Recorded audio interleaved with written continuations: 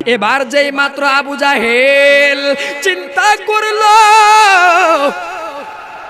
আমার নবীজির মান সম্মান নষ্ট করবে, তখন সে চিন্তা করে ইয়ামান দেশের বাদশা যার নাম হইল হাবিব বিন মালিক। নাম কি? আরো জোরে বলেন না, নাম কি? তার নাম হইল হাবিব বিন মালিক। সে ইয়ামান দেশের বাদশা, তার কথাগুলো সবাই শুনে, তার অনেক পাওয়ার আছে। এরকম লোক আমাদের দেশে আছে না নাই? এবার হাবিব বিন মালিকের কাছে আবু জাহেল চলে গেলেন। এবার যেই মাত্র আবু জাহেল গেলেন গো, আবু জাহেল যাইয়া আবু জাহেল এবার ইয়ামান দেশের বাদশা হাবিব বিন মালিকের কাছে গেলেন। এবার যেই মাত্র হাবিব বিন মালিকের কাছে গেলেন গো, হাবিব বিন মালিকের কাছে যাইয়া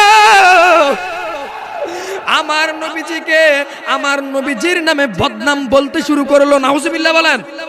আমার নবীজিকে যায়া বলে, ও হাবিব বিন মালিক গো, মক্কা শরীফের মধ্যে কুরাইশ বংশে এমন একজন ব্যক্তি জন্মগ্রহণ করেছে। এই ব্যক্তি কিভাবে যে মানুষকে হেদায়েতের পথে নিয়ে যাইতেছে। মুহাম্মদের যেই কথাগুলো বলে সেই কথাগুলো মানুষে শোনে, মুহাম্মদের কথাগুলো শুনে মানুষে মুসলমান হয়ে যায়।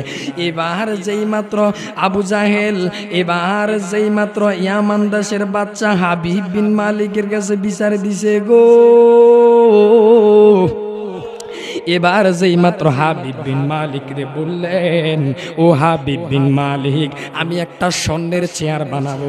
কি বানাবো? আমি একটা স্বর্ণের চেয়ার বানাবো আর একটা রূপার চেয়ার বানাবো। স্বর্ণের চেয়ারের মধ্যে তুমি বসবা আর রূপার চেয়ারের মধ্যে আমি বসবো। তখন আমি একটা এইভাবে মাহফিলের প্যান্ডেলের মতো একটা সভা ডাক দিব, এইভাবে অনেক মানুষ আসবে।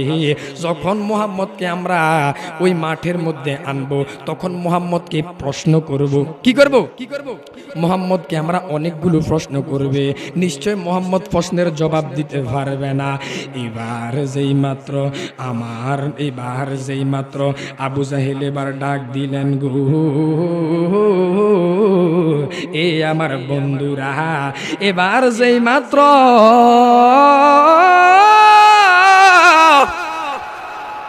হাবিব বিন মালিককে এবার যেই মাত্র একটা সভা ডাক দিলেন, সভাটা ডাক দেওয়ার পর এইভাবে যখন অনেক মানুষ আসলো,